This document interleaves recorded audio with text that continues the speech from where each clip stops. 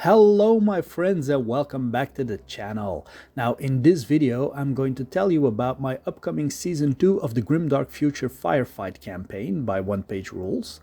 We're going to be meeting the factions that will be featured in this campaign, and I will go over them quickly so you get a rough idea of what to expect.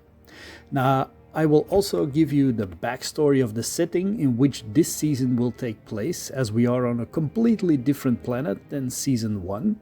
Now, in this video there is no battle report yet, but I will have my first episode up on Sunday the 11th. Now, I know it is 2 weeks away from today and it seems like a long wait, but I have a very busy schedule and I have limited time I can spend, as YouTube does not pay my bills. So maybe someday they will, but until that fictional day ever arrives, I have to work like everyone else. Alright? Okay, so let's first go over the factions. To start, we have the 113th Company of the Human Defense Force. We also have the Infected Colonies. We have the Demons of Plague and Plague Cultists as well. And there is a Corrupted Human Defense Force Company also. Now I will quickly go over them.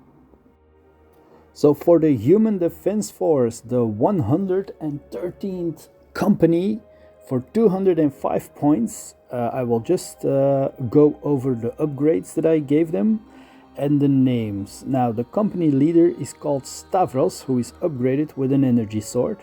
Then we have all the others are basically veteran infantry. Now we have one other who is upgraded with a sniper rifle. Her name is Sharon, and she also has a camo cloak.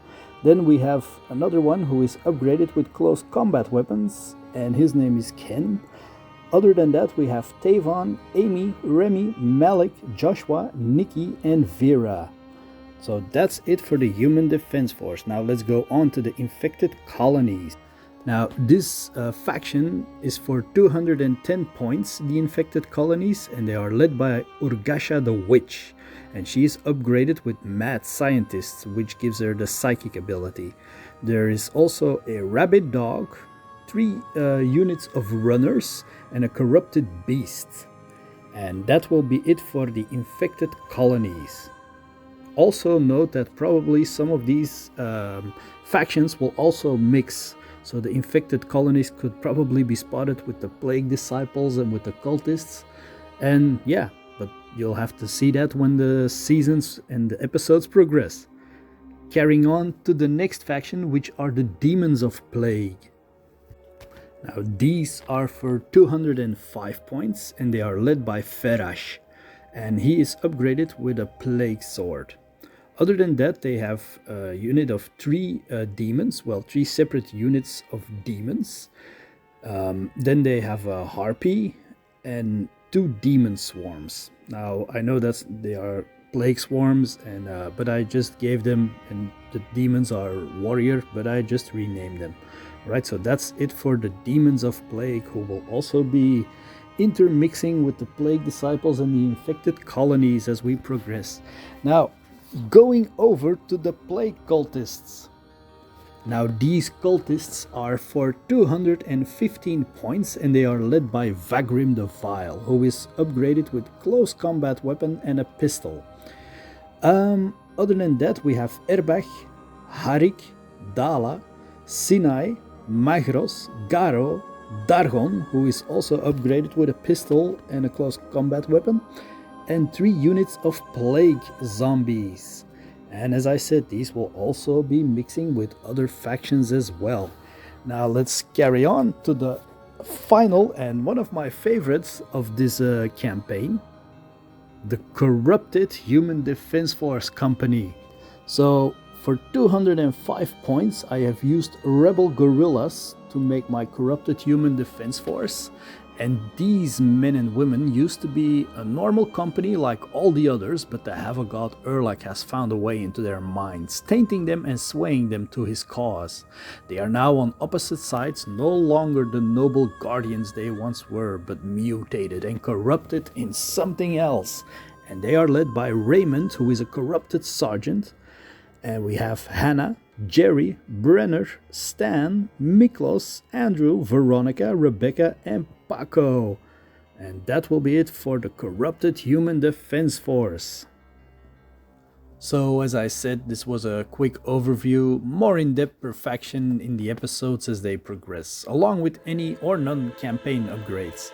But for now, I'm going to tell you the backstory for Season 2, and I do thank you all for those of you who are still here, and I hope you will all enjoy this story.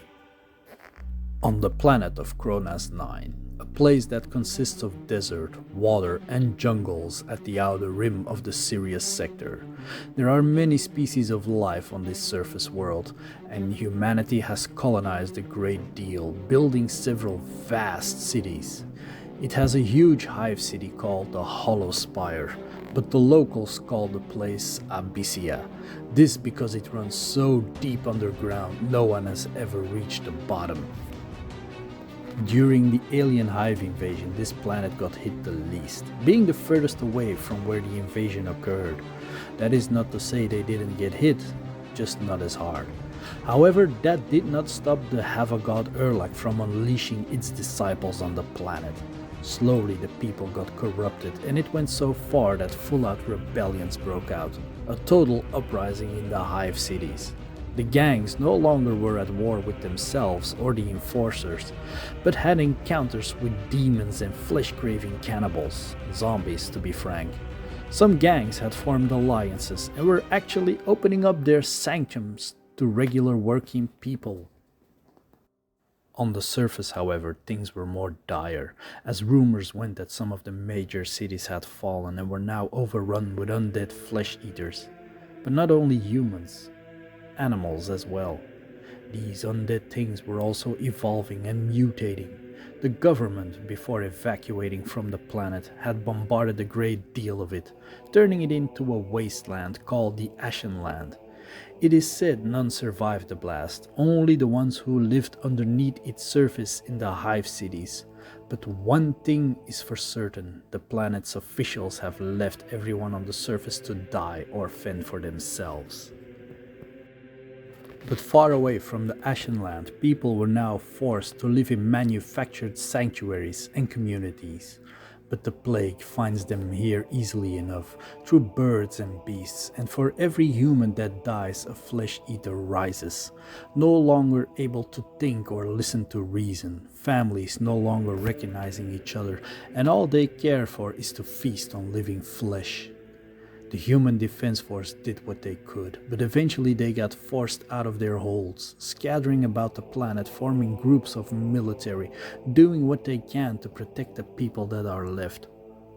But if that was not bad enough, it was now becoming clear that people are turning away from the God King, or Founder as he was referred to in this region. They are joining forces with the Havoc god Erlak, and it is not only the dead they have to watch out for, but their corrupted colleagues as well.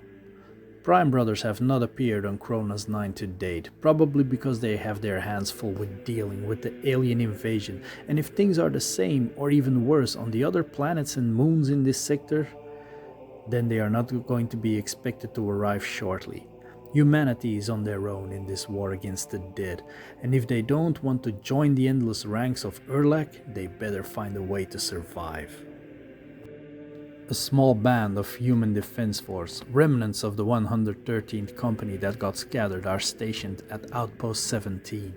This place is the closest to one of the major cities that got laid to waste.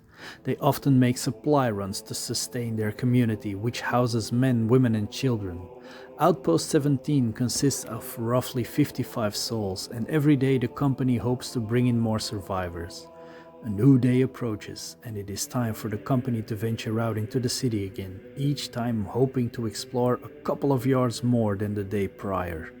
Their goal is to gather more supplies and take care of their survivors. Okay everybody, so that's it from me, and I'm very excited to get the ball rolling with this campaign and see the story evolve along with you all watching. So thanks everyone for the support, and I'll see you soon, alright? Bye for now. Bye.